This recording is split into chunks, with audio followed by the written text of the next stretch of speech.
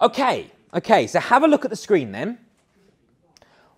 Let's imagine I walk into a coffee shop, okay, and I want to get a coffee. Now, they sell 4 different types of coffee, so latte, espresso, cappuccino, and Americano, okay?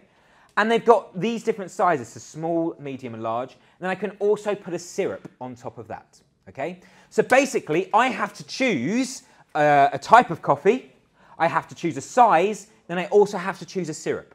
Here's my question to you. How many different possible coffees can I order? Okay. Okay, so what do we reckon? So basically, I need to choose a coffee, I need to choose a size, and I need to choose a syrup. So how many different coffees can I order? It's 60. Why? Tell me you're working. Tell me your thought process. Okay, so how many coffees can I order? 4. How many different sizes can I take? 3. How many different syrups can I add? 5. So what should I do to these 3 numbers? Multiply. You should just multiply them together, okay? Because for every 4 coffees that you can order, you can have 3 different sizes. And then for each one of those, I can have 5 different syrups, okay? So that's how you get your 60. Good, okay. So next thing then, let's look at sandwiches. Similar kind of idea, okay? So I need to choose a bread, I need to choose a filling, I need to choose a veg, I need to choose a cheese, and I need to choose a sauce. How many different sandwiches can I order? I need to choose one of each. Okay, so what do we reckon? What do we reckon? We got an answer? 4,032. 4,032, do we agree? No. 3,360? Okay, so let's see. Let's see. Basically, I just need to choose one of each, okay? You're familiar with like Subway or something? You walk in there, okay? You need to choose a bread, you need to choose a filling, veg, cheese, etc., okay? So, sorry, what is it? Is it 3,360? You agree now, yeah? So you're happy, you just simply multiply the number of different possible items you can have. So how many different types of bread can you have? 7. How many different types of filling can you have? 6. How many different types of veg can you have? How many different types of cheese can you have? 2. How many different types of sauce can you have? 5. Okay, so you multiply these all together, you get 3,360. You happy? Yeah. So, okay, these are fairly basic situations at the moment, okay? But all the same, when we're doing our probability, if you want to work out the total number of items that you can have, are you happy this is how you could do it? Okay? Let's go a little bit further then. Let's imagine I just select 3 people, okay, and I want to stand you in a line, okay? So I've got 3 people here, pink person, green person, and blue person, and I just want to know how many different ways are there of ordering these 3 people in a line. So I could have this ordering, or maybe pink could go in the middle, or maybe green could go at the ends, yeah? How many different possible orderings can I have? That's my question. 2 minutes. Okay, so what do we reckon? How many? 6. I agree with 6. Why do you say 27 though? I'm curious. How did you get there? What's your thought process? Ah, interesting, interesting. So if you follow the logic we were doing last time, and I can see where you get that from, okay?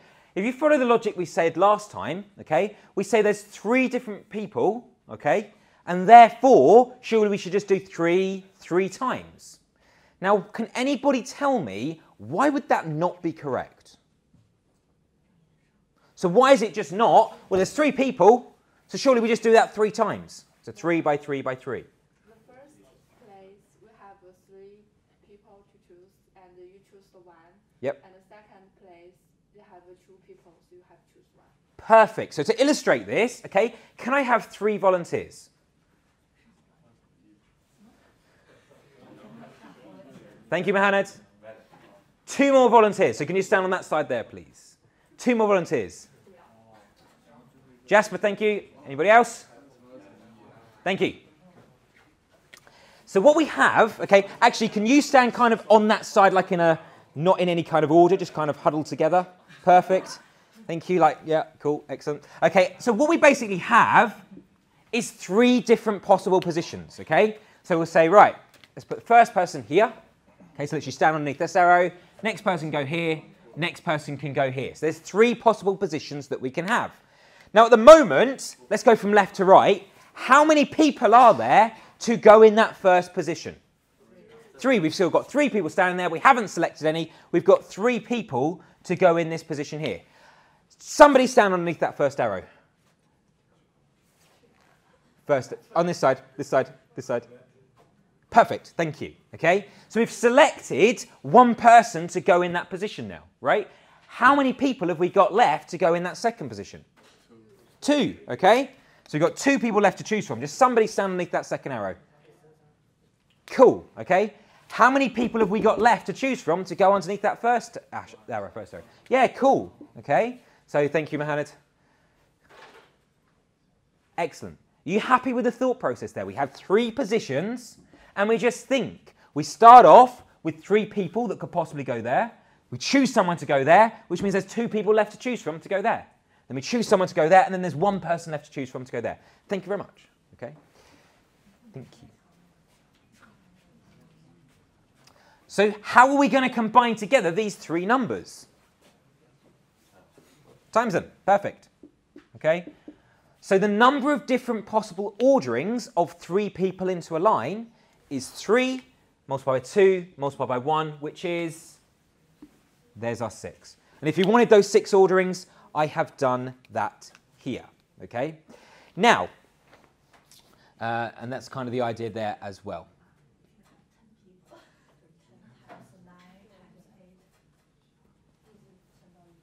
Absolutely. Okay. So here's my next question. Then let's make it a little bit more interesting. Let's do it with 4 people. Exactly the same thing, but now let's do it with 4 people. Okay. How many different possible orderings can we have? 24. Good, because. Good. So there's 4 different possible positions. 4 people to choose from to go here. 3 people to choose from to go here, 2 to choose from to go here, then 1 to choose from to go here, which comes out as 24, okay? Now, in general, okay, if I carried on going, so you can see on the screen here, if I start off with 1 person, there's just 1 possible ordering. And then 2 people, there's 2 times 1 possible orderings. 3 people, 3 times 2 times 1. 4 people, 4 times 3 times 2 times 1. Can I do this more generally? So in general, if I had 10 people standing in a line, how many different possible orderings would there be? 10 times 9 times 8 times 7 times 6 times 5 times 4 times 3 times 2 times 1. 100 different possible orderings. There'd be 100. Are you happy with the idea? So if there's n people that I want to order in a line, that would be n multiplied by n minus 1 multiplied by n minus 2, multiplied by all the way down to 3 times 2 times 1. Are you happy with that? Okay, so that kind of idea. Now this idea, where you're just multiplying successive numbers one after the other, does anybody know what we call that? We give it a special name. We call it a factorial. Perfect. Okay, so factorial. Now all it literally means is just multiplying successive numbers until you get to 1 by each other. Okay, so the notation that we give for that is an exclamation mark. So 3 times 2 times 1 would be 3 with an exclamation mark, 3 factorial. Okay, 4 times 3 times 2 times 1 would be 4 factorial. N times n, n factorial, n times n minus 1 times n minus 2, all the way through to 3 times 2 times 1 would be n factorial. Okay. So if you have that exclamation mark, it just means factorial. It just means multiply successive numbers by each other. So if there are n different things, if there are 1,000 possible things, right, and I want to order them into a line, how many different ways are there of doing that? 1,000 factorial. Yeah? Okay. Now if you look on your calculator, by the way, have we all got calculators? Yes, good. Make sure you've got a calculator for the exam if you haven't already. Has somebody got a calculator with them? Can I borrow yours? Thank you. Okay. Now, if you look on your calculator, there is a factorial button. Now, if you've got one of these types of calculators, it's in the top right-hand corner. And you see it's just above one of the buttons. Okay, it's in like yellow, right? So in order to get that, you'd have to go Shift, then press that button. So for example, if you wanted to order 10 things in a line, I would type 10 and then go the factorial button, press equals, and it should come out as 3,628,800. Okay? Thank you. Yeah? So are we all happy where to find that factorial button? Good. Excellent. So this is, okay, when we're ordering things in a line, does anybody know what we call that? We give it a special name. Does anybody know what we call an ordering? It is a permutation. Good.